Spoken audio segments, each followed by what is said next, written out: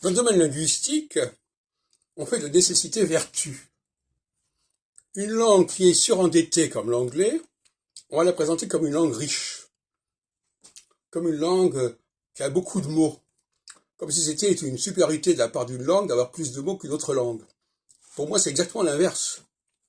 Une langue qui est polysémique, une langue qui est capable d'affecter de nombreuses significations à un même mot, avec des dérivés, etc., est beaucoup plus intéressante structurellement qu'une langue qui a emprunté à gauche et à droite et qui est boursouflée, qui est en pleine inflation de mots et qui est surendettée.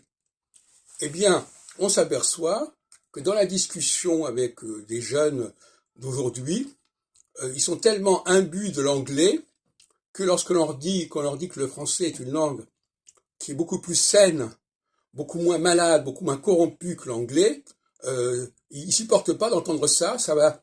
Ils sont tellement dans le French bashing, ils sont tellement dans une sorte de détestation du français et de la France que d'entendre ça, ça les rend malades.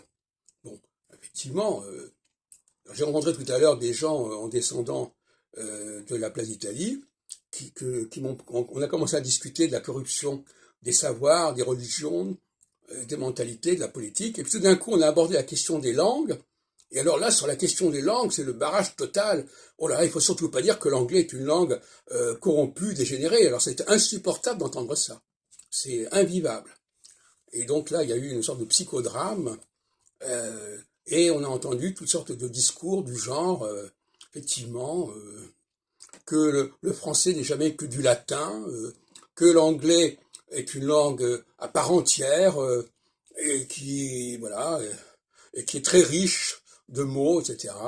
Alors qu'en réalité, ce sont des mots qui sont empruntés, c'est une langue qui est colonisée, tout simplement.